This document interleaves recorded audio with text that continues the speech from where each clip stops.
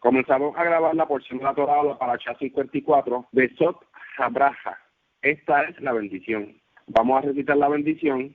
Bendito eres tú, oh Creador, Rey del universo, Creador de los cielos y la tierra, que das entendimiento y sabiduría para guardar tu ley y entenderla de todo corazón.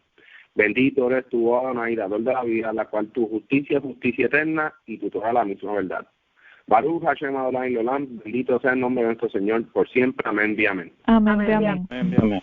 La sinopsis es la misma. Moshe bendice a Israel, tribu por tribu, pero comienza por Israel. Moshe bendice a todo Israel como unidad luego de bendecir las casas, tribus de Israel.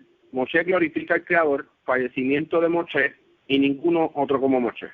Bien, hemos llegado a la última porción de la escritura de la Parashá y está culminada dentro de la festividad de Sukkot, la cual estamos celebrando en estos momentos.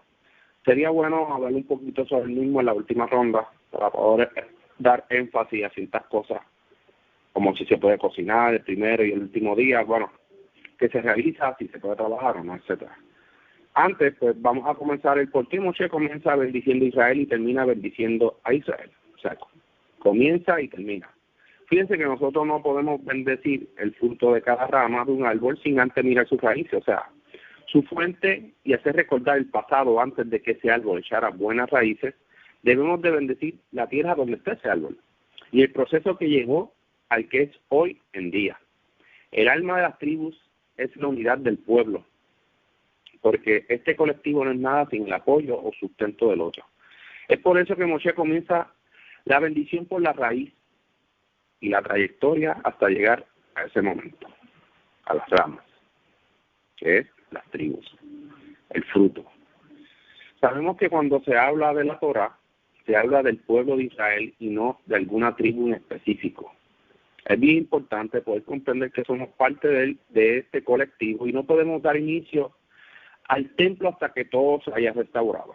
Debemos de entender que cuando todo sea restaurado, seremos esparcidos a suerte según la porción o la heredad en la cual estemos, y esto es algo muy interesante en la tierra. Ezequiel 47:22 dice, y será que echaréis sobre ella suerte por herencia para vosotros y para los extranjeros que pereirán entre vosotros. Que entre vosotros se han engendrado hijos y los tendréis como natural entre los hijos de Israel. Echarán suerte con vosotros para heredarse entre las tribus de Israel. Fíjense que habla de los extranjeros que estén viviendo ya allí en la tierra.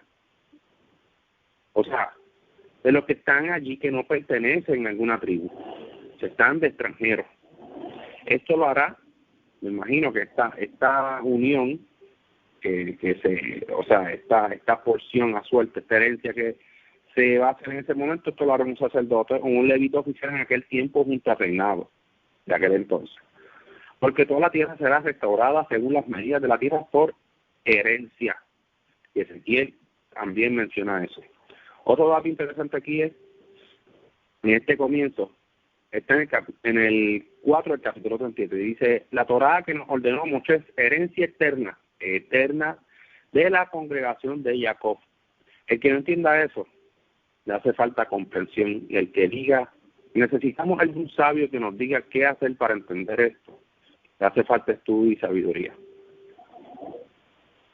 No podemos decir en cada texto, en cada expresión, necesitamos a alguien que nos traduzca. Mi gente, eso está ahí ya. Mira, lo dice ahí. Es herencia eterna de la congregación de Jacob. La Torá que se lo ordenó a Moshe, ¿cuál es? La que tiene escrita en el libro. Esa, la que lee Esdras, que cuando lee se da cuenta. Esa es la Torá. Él no tuvo que buscar un entendido, él venía del exilio. O sea, vamos a ser claros. La Torá se adapta a los tiempos, se adapta al entendimiento humano de aquel tiempo. El sencillo la puede entender. La persona sencilla, con corazón humilde, entiende la Torá. El firmamento de la Torá está para adaptarse en todos los tiempos, incluso es hasta en los futuros.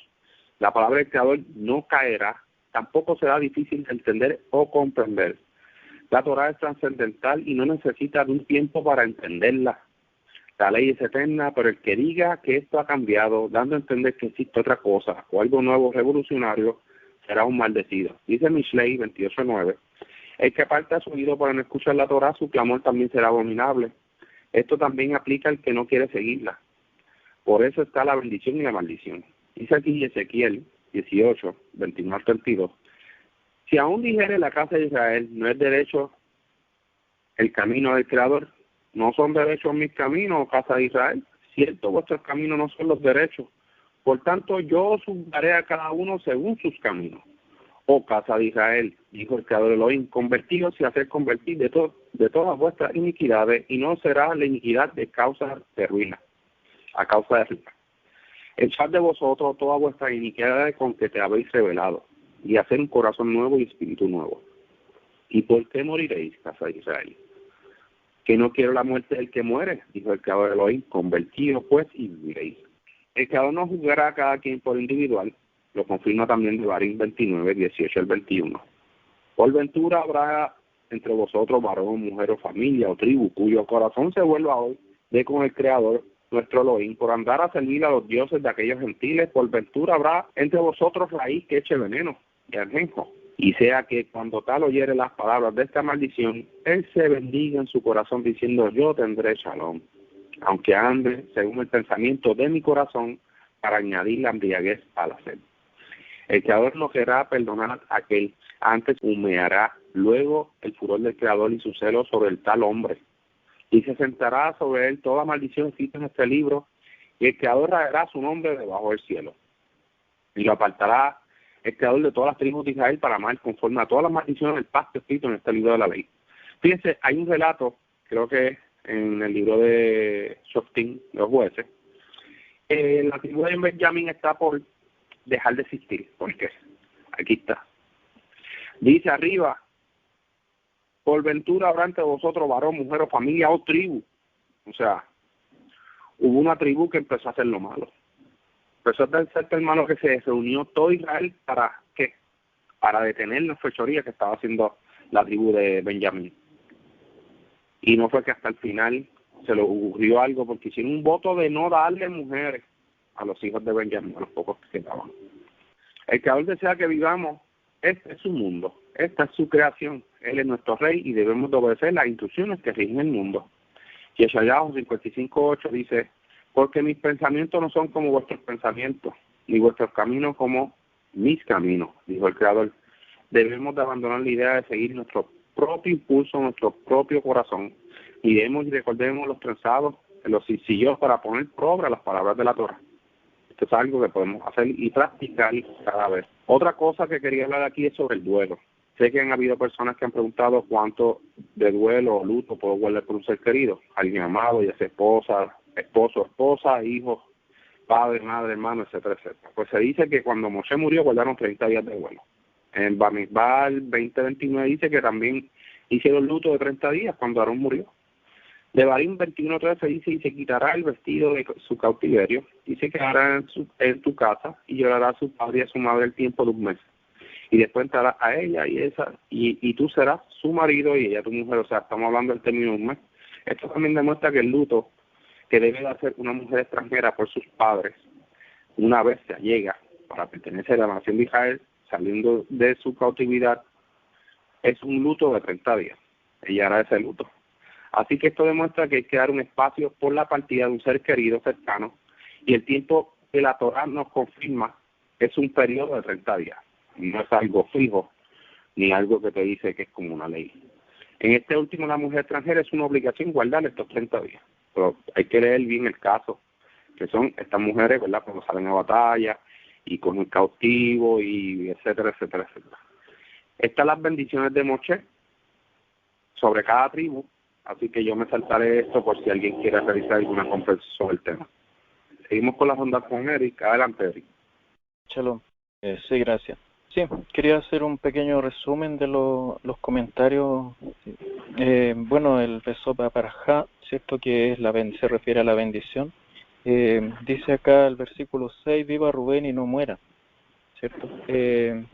Como lo interpretan esto muchos estudiosos, es que cuando luchaba Israel, en la tribu de Rubén prácticamente no habían bajas, porque estaba la bendición de que viva Rubén y no muera, y sean numerosos sus varones. Y Judá, nosotros sabemos que es bueno para la guerra. Y acá perdón, la bendición dice que sus manos le basten, tú seas su ayuda contra sus enemigos. Esta bendición es indudable que se cumplió porque Judá puede luchar contra muchos enemigos al mismo tiempo, como sucedió en la guerra de los 6 días, donde Judá salió victorioso. Hay diferentes bendiciones acá, ¿cierto? Como la de Benjamín, versículo 12, donde dice que el amado del Eterno habitará confiado cerca de él, ¿cierto? Y nosotros sabemos que el templo quedó ubicado en Jerusalén, y Jerusalén era un territorio, estaba en el territorio de Benjamín. También nosotros podemos ver acá que versículo 21, por ejemplo, donde la tribu de Gad dice, elige para sí lo mejor de la tierra porque allí le fue reservada una porción del legislador.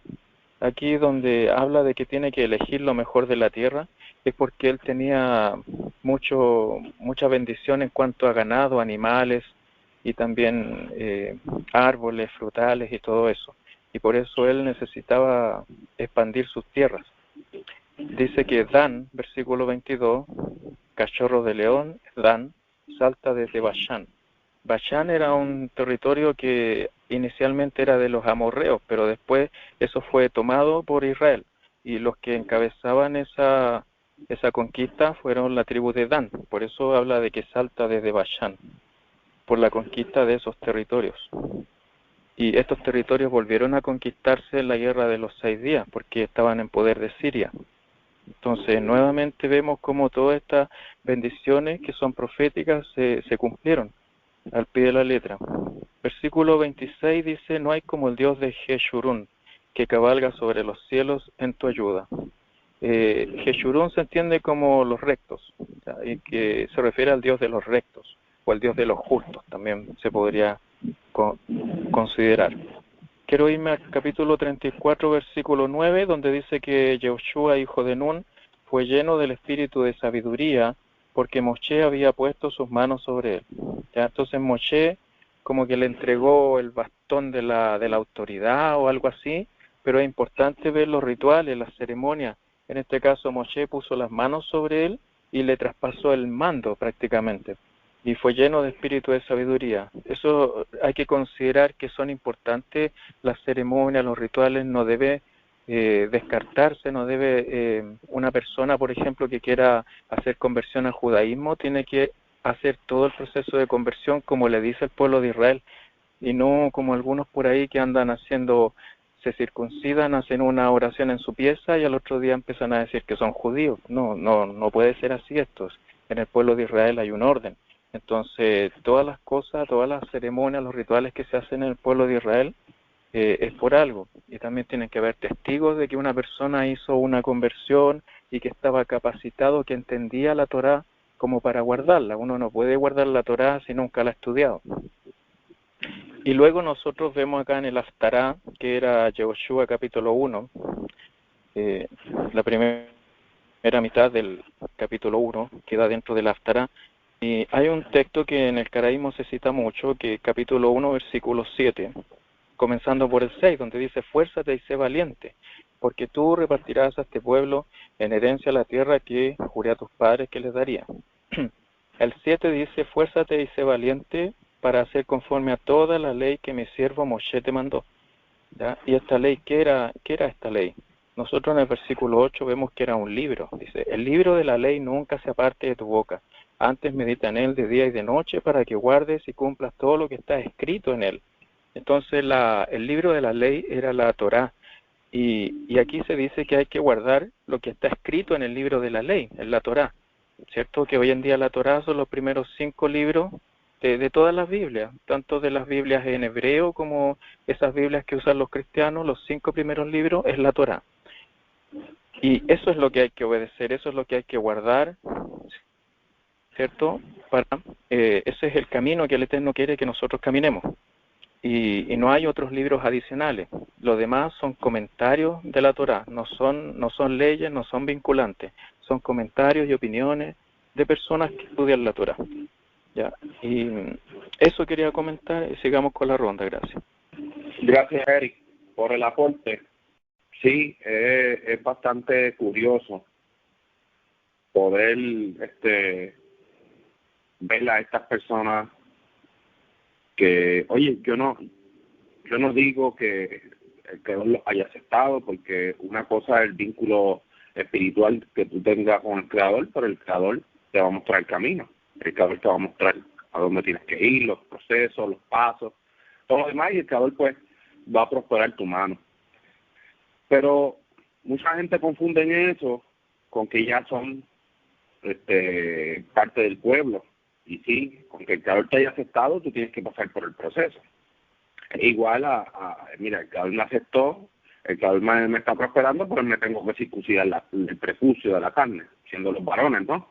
Pues tienes que llegar al pacto, porque no fue hasta más adelante que Abraham circuncidó, hizo el pacto, porque el creador lo vio de agrado a Abraham, lo llamó mi amigo, pero más adelante el creador hace un pacto con Abraham. Entonces nosotros no debemos de confundir esa relación, esa parte, porque una cosa es la parte espiritual y la otra parte es la parte física.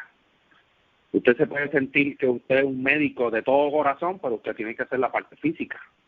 Usted no va al hospital, mira, yo siento que en mi corazón yo puedo hacer todo esto, sí, pero ¿y tu título? Ah, no, eso es cosa de hombre. Sí, pues no puedes estar aquí, te sacan a patada de allí.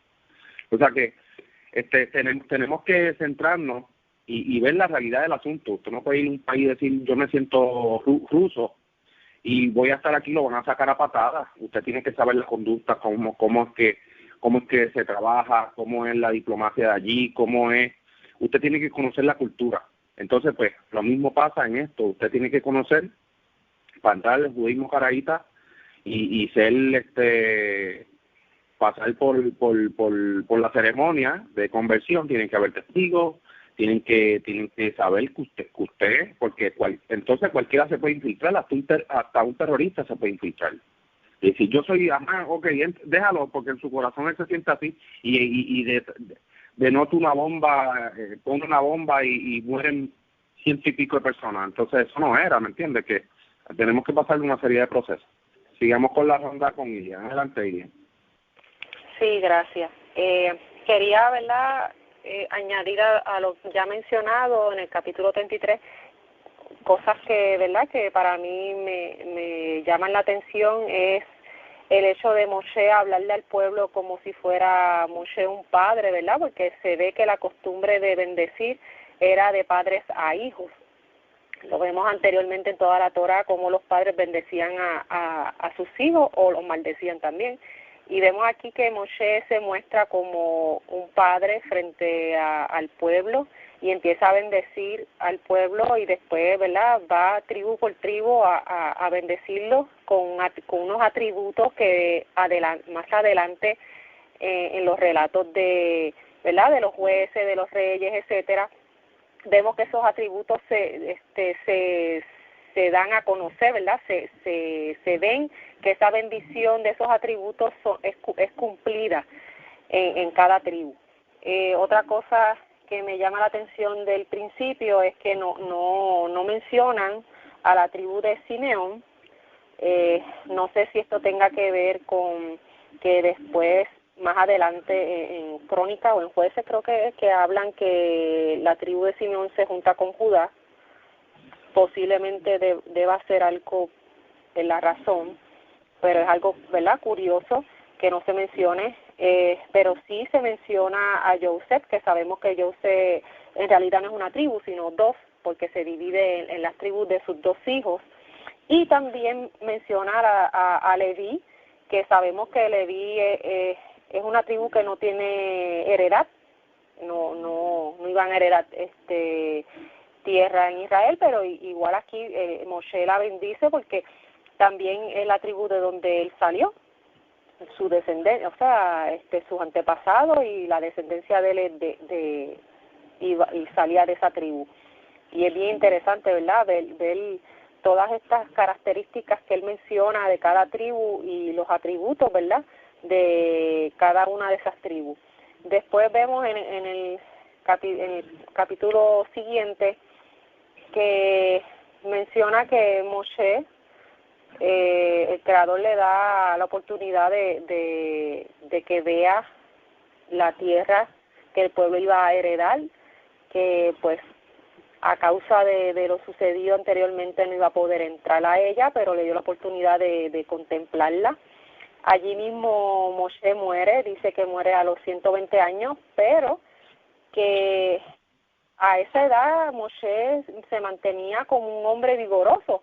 Yo creo que así es, porque si subió a un lugar alto para poder contemplar la tierra de Israel, tenía que haber estado a esa edad con una fuerza para llegar hasta allí. Y es bien interesante, ¿verdad?, que a esa edad él todavía se describe como un hombre que tenía fuerza. Y otra cosa que me llamó mucho la atención de este último capítulo es lo del luto, que ya lo mencionaron. Dice que el pueblo lloró por 30 días y que el Creador ocultó del pueblo los restos de Moshe. Moshe fue sepultado y nadie supo dónde fue sepultado. Y esto es algo que yo había mencionado hace tiempito, que vemos hoy en día costumbres raras, extrañas, ajenas a lo que la Torah nos relata.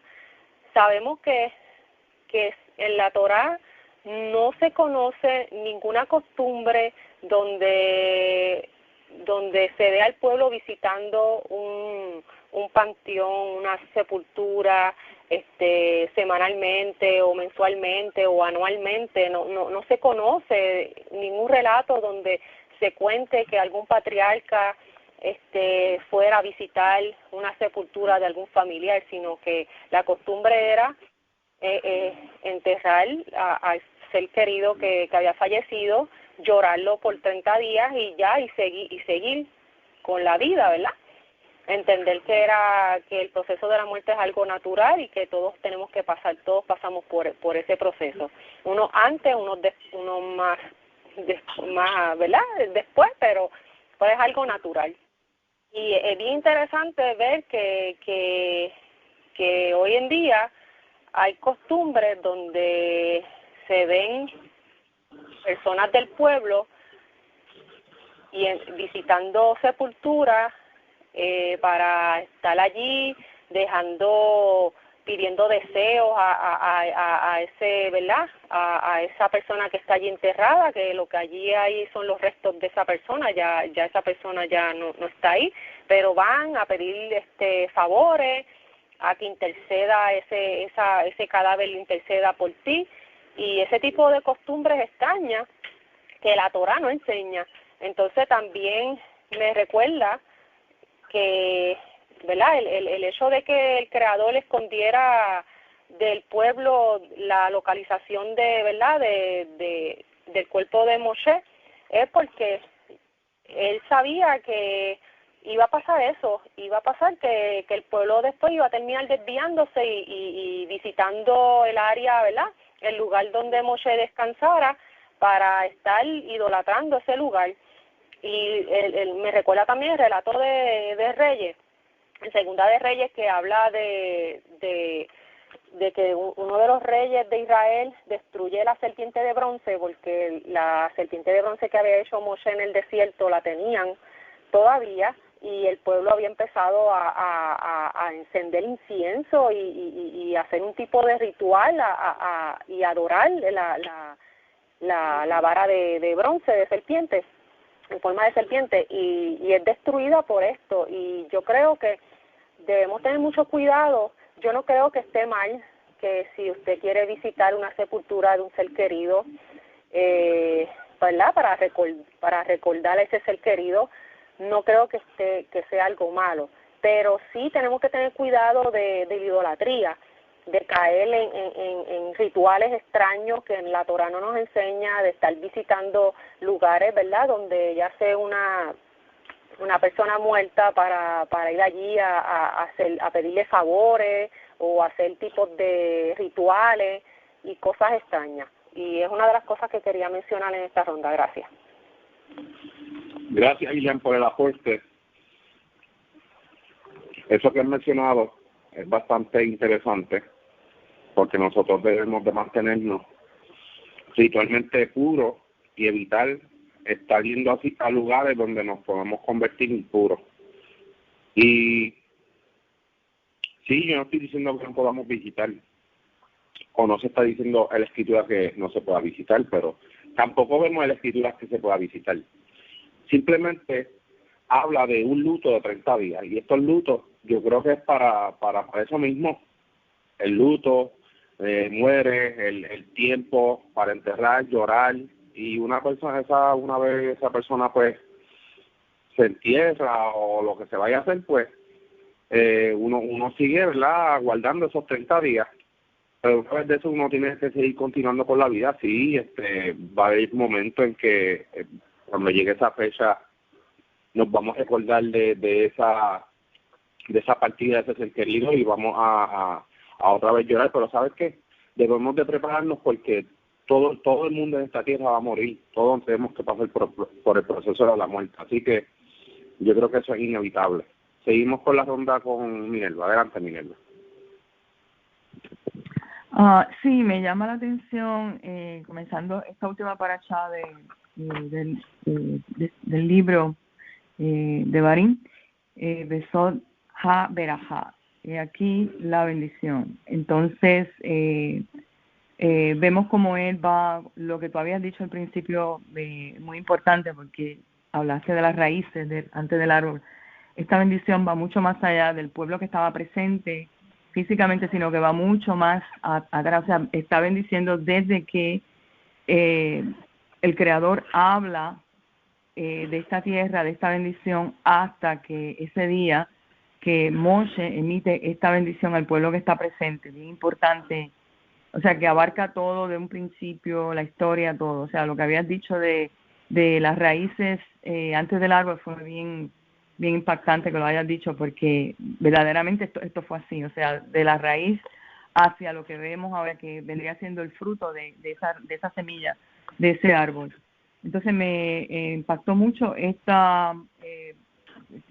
versículo 2, que dijo Elohim vino desde Sinaí y resplandeció para ellos desde Seir, e hizo una aparición desde el monte Parán, de las santas miríadas les trajo, de su diestra el fuego de una religión. No sé lo que dicen las Tanakh de ustedes, pero aquí el 23.2 dice diestra del fuego de una religión. Pero esa palabra en hebreo realmente es Eshdad. En hebreo, Eshdad. Fuego de una religión es fuego de Eshdad. Entonces, según las explicaciones que he leído, Eshdad, o fuego vuelto ley, una ley de fuego, una Torá de luz. Algunos consideran Eshdad como una sola palabra que indica una cascada, como en Bamidbar 21:15. También dice, y en consecuencia, de su diestra una cascada para ellos, o del fuego en su diestra una ley para ellos. Según el Targum dice también, o en su diestra sus ángeles estaban con él. Creo que Erika había hablado de los ángeles, y precisamente esto bien importante, dice, en su diestra sus ángeles estaban con él. Y también se refieren, aunque vino con las santas miríadas, su llameante ley, ahí se refiere a la palabra fuego, su llameante ley les fue dada por su diestra. Bien interesante eso de la traducción del hebreo. Entonces también habla del versículo 5, que ya Eric también había hablado sobre Yeshurun. Dice, él era rey de Yeshurun. Estaba refiriéndose, Moshe nos prescribió la Torah, patrimonio eterno para la congregación de Jacob. Entonces aquí, refiriéndose a Jacob, dice el versículo 5, él era rey de Yeshurun cuando los líderes del pueblo se congregaron y las tribus de Israel fueron unidas. Está dando como una sinopsis para entrar de lleno en la bendición. Entonces también habla obviamente de cada una de las tribus, los nombres Yehudá, Leví. Aquí vemos la importancia de cada nombre con su significado y su destino profético, y llega hasta el 24, muerte de Moshe, y cómo es que ocurre cuando Moshe sube. Me interesa que antes de hablar de la muerte de Moshe, habla de una subida.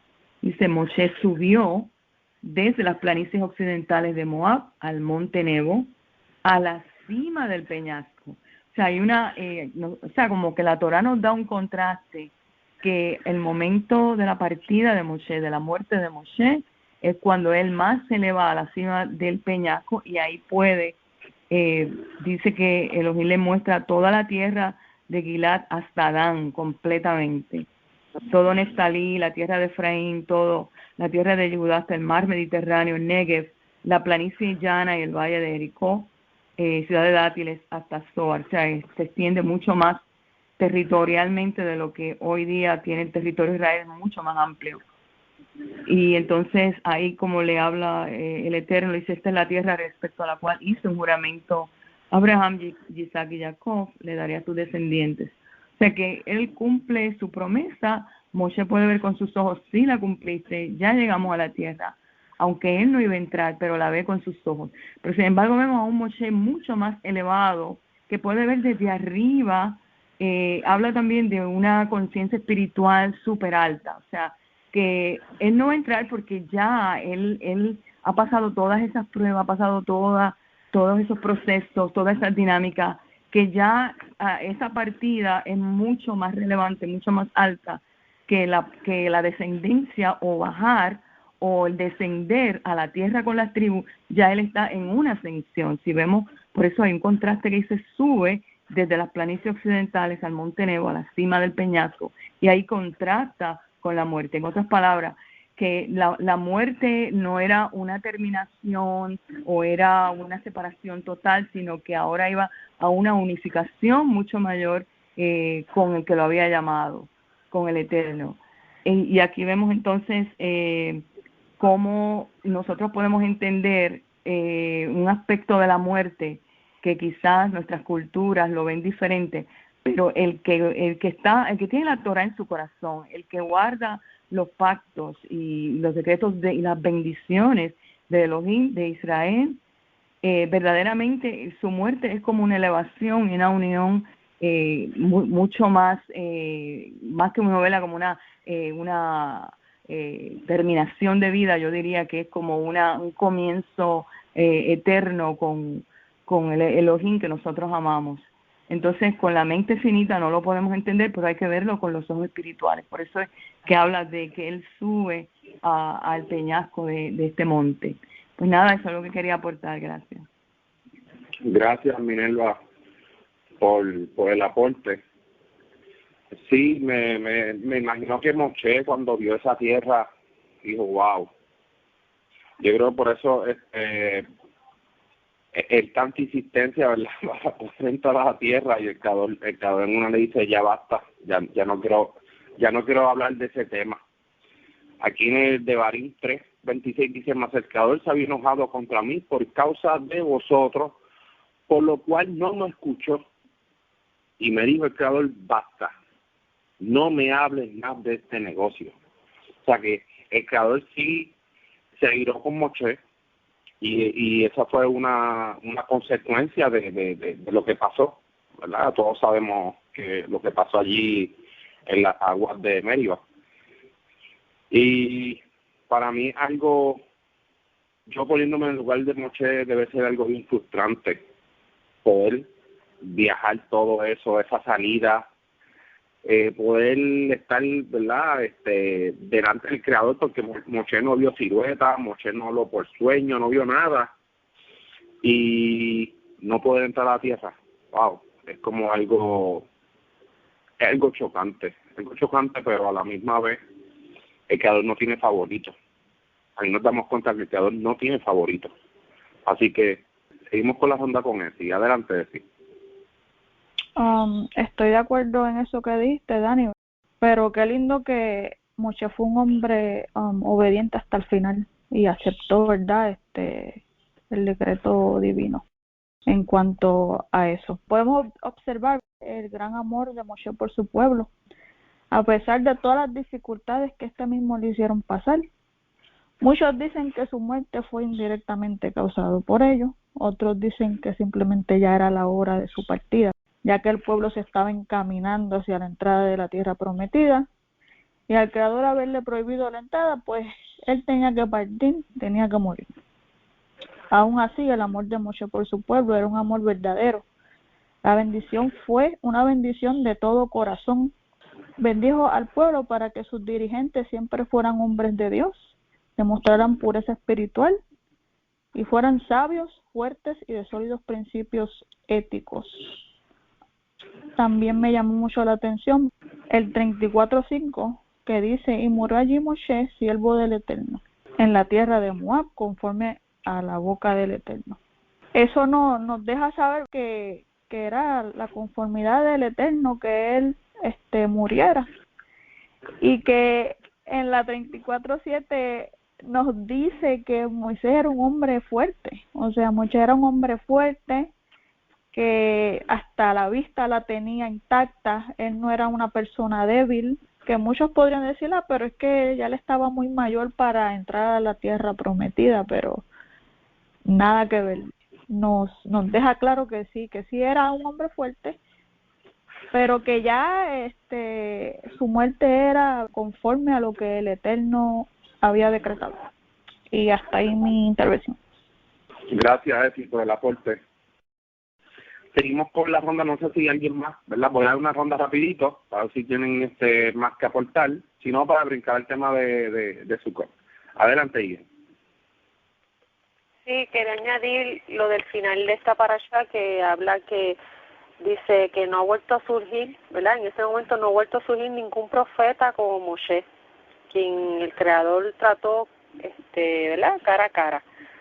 Sabemos que Moshe presenció la gloria del Creador. Moshe fue el más alto profeta que tenemos, y que no ha habido más ninguno como él. Pero también vemos que en Deuteronomio 18:15 leemos que el Creador también le habla y le dice que dentro del pueblo el Creador va a levantar profetas parecidos a Moshe, pero que no va a tratar con ese profeta como trató con Moshe. Esa es la diferencia. La diferencia es que con Moshe directamente el Creador se comunicó con él. Con los profetas que va a levantar semejante a Moshe, él va a comunicarse con ese profeta de otra manera, no tan cercana como lo fue con Moshe, y da unas instrucciones al pueblo, porque ¿verdad? Dice: y cómo ustedes van a saber que este profeta está hablando palabra mía y es enviado por mí, y es que ese profeta tiene que lo que diga se tiene que cumplir, porque si el Creador está con ese profeta, pues el Creador va a escuchar a ese profeta. Y eso es algo que vemos con Josué cuando llegan ¿verdad? Cuando Moshe le traspasa esta encomienda a él, el Creador lo escuchaba. El Creador acompañó a Josué en su encomienda para entrar al pueblo a la tierra, y vemos cómo él le pedía al Creador, y el Creador él escuchaba su súplica, y lo dedicado que fue él también en cumplir con esa encomienda que Moshe le traspasó a él. Y es bien bonito escuchar estos relatos, y yo creo que nosotros, ¿verdad? Como seguidores de la Torá, nuestra encomienda también es cada día parecernos más a los atributos que se hablan aquí de Moshe. Si Moshe fue el hombre con el que el Creador estuvo así de cerca, pues nosotros también tenemos que buscar cómo imitar, ¿verdad?, esos atributos de Moshe para llegar también a tener ese acercamiento con el Creador. Yo creo que cuando aquí la Torah nos habla de él, también es con el propósito de que nosotros lo tomemos a él como ejemplo a seguir.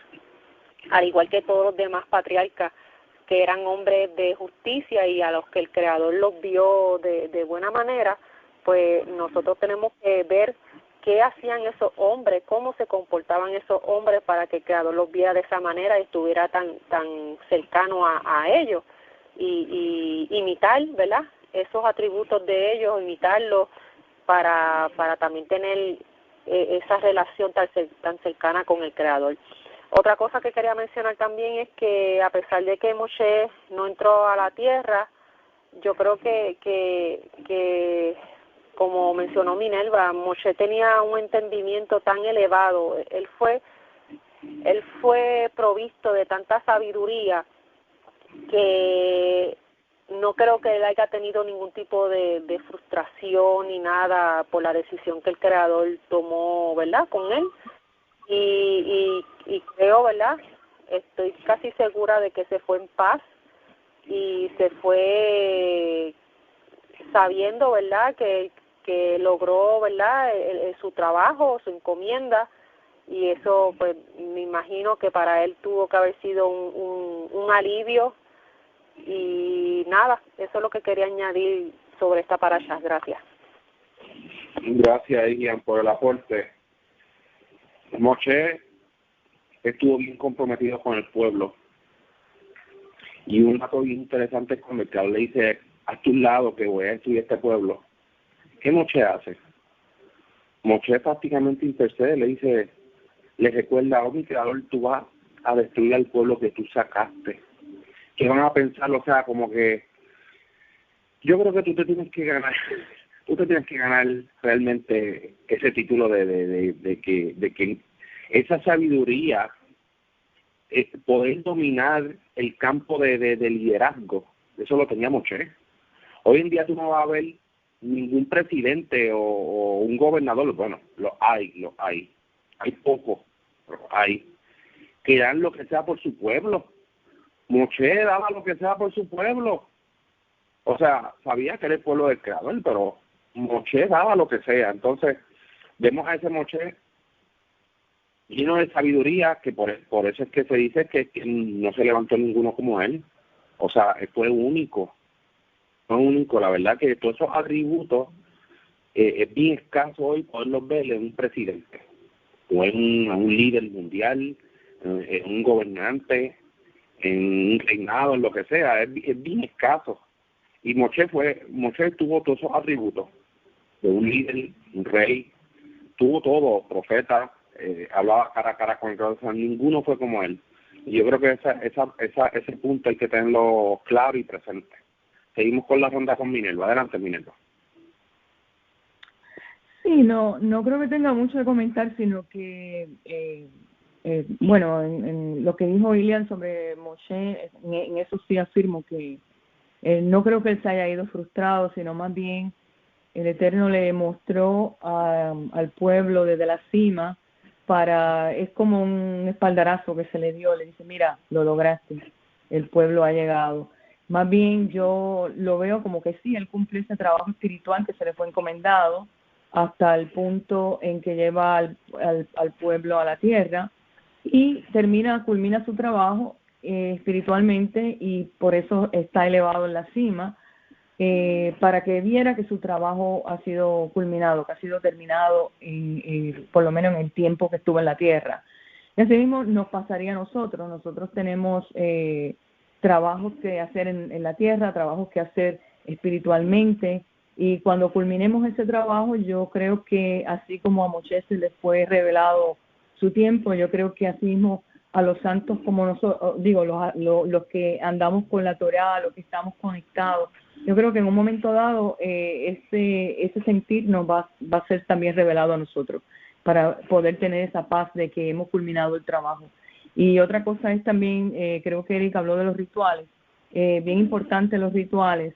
Muchas personas creen que no son necesarios, pero la importancia de los rituales aquí específicamente lo de la Torá y del judaísmo, es que son como un memorial que nos conectan, son como memoriales, nos recuerdan ciertos momentos y ciertas promesas, y como que nos traen a la memoria al pueblo de Israel cuando estamos haciendo pacto.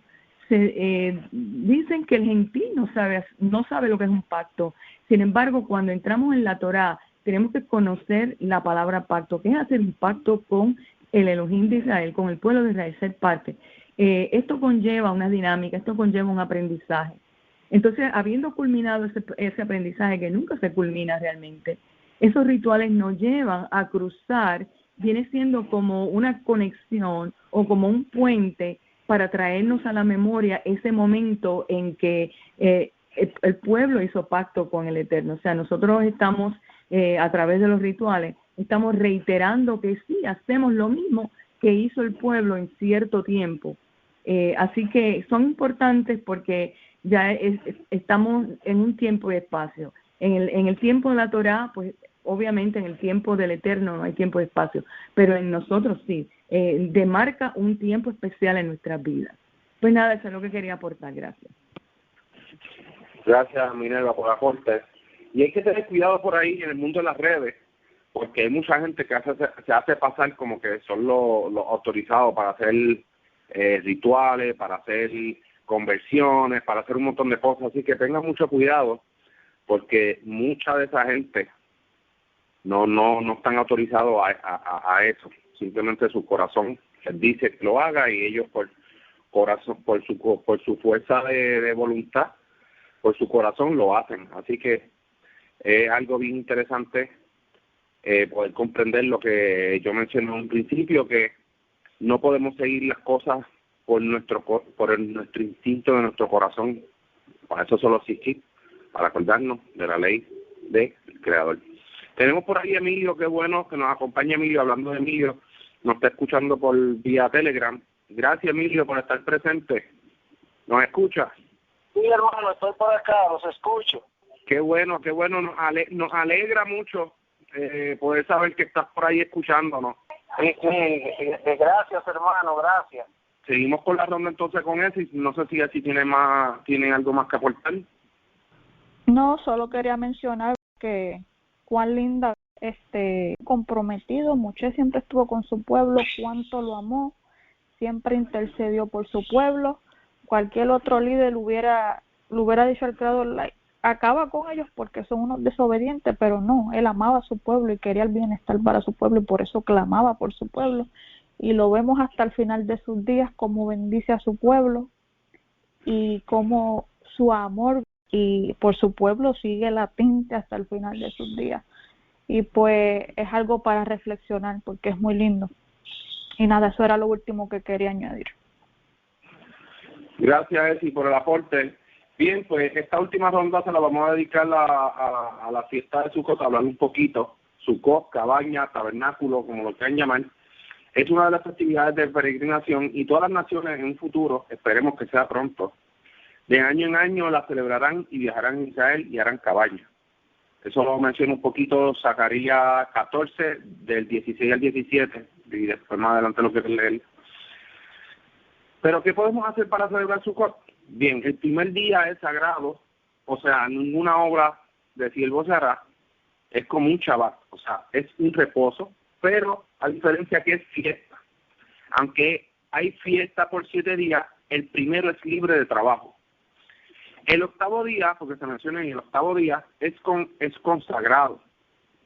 Ya la fiesta se ha concluido ahí. Se supone que ya no haya fiesta. Sukkot es por 7 días. El octavo día es una asamblea aparte, apartada, pero también es libre de trabajo. Dice Vallicrá 23, 39 al 43.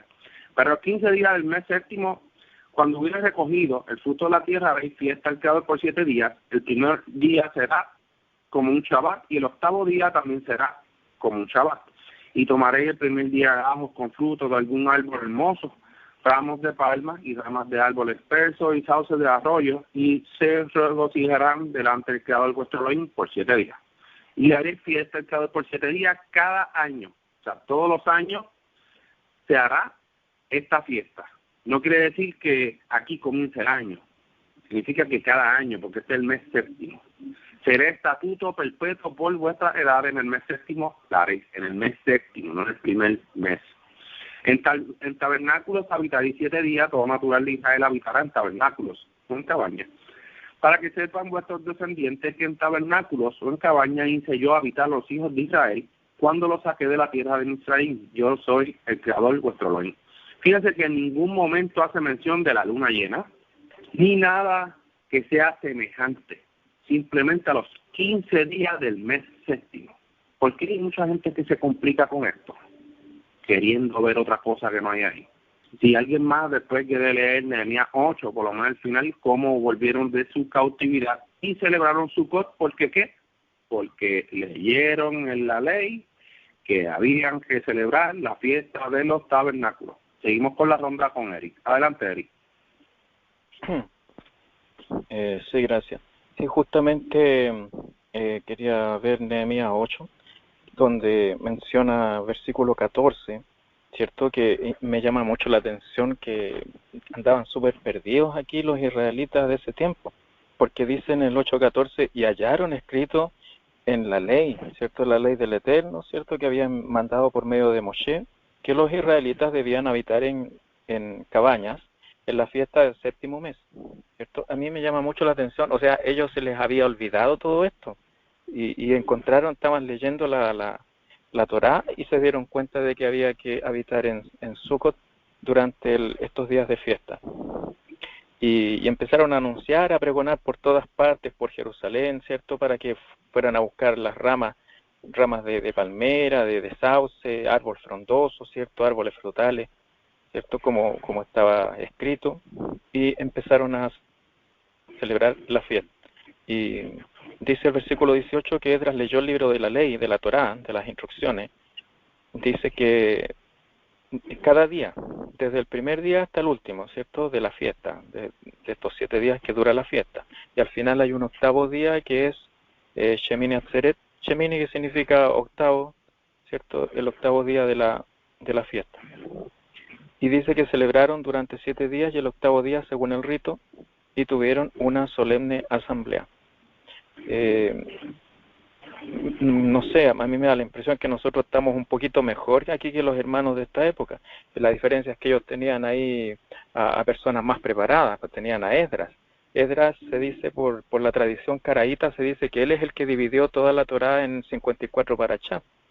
Y esa tradición permanecía en los judíos que estaban en Babilonia. Los judíos que estaban en Jerusalén tenían un ciclo trienal, pero los de Babilonia usaban un ciclo anual. Y se cree que eso viene de los tiempos de Esdras. Por lo menos así lo menciona el libro El Palanquín, que es de un jajam caraíta, Salomón Ben Aarón. Bueno, eso quería comentar. No sé si alguien quiere comentar Zacarías 14 o otro capítulo. Sigamos con la ronda. Gracias, Eric, por el aporte. Es bien interesante que Esdras lo consideremos como un caraíta, porque el caraíta es el que se apega a la escritura, el que se apega a lo que dice la Torá, no a lo que dice no a la interpretación, sino a lo que dice la Torá. Y por eso es que cuando leyó se dio cuenta y puso por obra lo que estaba ahí. Eso lo hace un verdadero caraíta. Puso por obra lo que dice ahí, porque mandó a buscar lo que exactamente dice aquí, y guardaron las fiestas por 7 días. Y el octavo día hicieron Santa Asamblea. O sea que cuando venimos a ver qué otra interpretación dio Esdras, ¿alguien más sabe? Seguimos por la ronda con Minerva. Adelante, Minerva. Sí, lo que quería añadir también en Levítico, en Vayikra 23:37, dice: los anteriores son los tiempos especiales de Elohim que deben cumplir como fiestas sagradas. Son tiempos en que deben presentar Elohim una ofrenda quemada, una ofrenda de harina, un sacrificio y libaciones, cada uno dependiendo del día en particular. Esto es además de las ofrendas de Shabbat de Elohim y las dádivas y las promesas específicas y generales que le ofrezcan a Elohim. O sea que en estas 3 fiestas casi siempre los varones descendían a Jerusalén, las 3 fiestas principales, con sus ofrendas 3 veces al año. Era bien importante, y creo que luego se decreta que los que no podían, igualmente en la pesa, que los que no podían subir para pesa, pues hacía una pesa especial, pero era importante que ellos se presentaran en el templo. Nada, eso es lo que quería añadir con respecto a cómo se celebraba en la fiesta, aunque había muchos sacrificios y tenían que habitar en cabañas, pues también era importante el aspecto de las ofrendas, que sabemos que en nuestro tiempo pues obviamente es fruto de labios, son días también de oraciones y hay que alegrarse. La fiesta de Sukkot denota el tema de la alegría, es que se regocijen, es más bien el keynote, como digo yo, the keyword en inglés, como dirían, es una fiesta de regocijo, de alegría. Pues nada, eso es lo que quería añadir, gracias. Gracias, Minerva, por el aporte, y así mismo es una fiesta de alegría. Y fíjese que en Esdras no se menciona nada de los sacrificios, no se menciona nada como que hicieron unos sacrificios. Aparentemente pues sí conmemoraron lo que está ahí porque era lo que tenían a la mano, estaban leyendo, y sí, obviamente se sabe que los sacrificios eran en el templo estaba destruido, apenas estaban reconstruyendo la ciudad, venían del exilio, así que nosotros también podemos hacer lo mismo, nosotros podemos seguir conmemorando estas fiestas como lo estamos haciendo hoy en día y seguimos haciendo. ¿Alguien más tiene algún aporte final que quiera dar? Bueno, me gustaría mencionar el Sejaría 14, un par de versículos, ya que no se comentó, donde dice 14:16, ¿cierto? Que los que sobrevivan de las naciones que vinieron contra Jerusalén subirán de año en año a adorar al Rey, al Eterno Todopoderoso, y a celebrar la fiesta de Sukkot. Entonces vemos que todo el mundo, todas las naciones van a celebrar la fiesta de Sukkot en el futuro, en la era mesiánica, después del Día del Eterno, después de todos estos eventos que van a ocurrir, cuando se van a volver contra Jerusalén, la van a atacar, después el Eterno va a defender la ciudad, después de eso, ¿cierto? Todas las naciones van a tener que celebrar la fiesta de Sukkot, porque si no, no van a tener lluvia. Dice acá versículo 18, si la familia de Egipto no sube ni viene, no tendrá lluvia, ¿cierto? Es una plaga con la que el Eterno va a castigar a los que no celebren la fiesta de Sukkot. Eso quería comentar, gracias. Gracias, Eric, por el aporte. ¿Alguien más, algún aporte final? Pues si no, les deseo a todos Shavuot y Hag Sameach. Shavuot y Hag Sameach. Shavuot y Hag Sameach. Shavuot, Hag Sameach. Shavuot.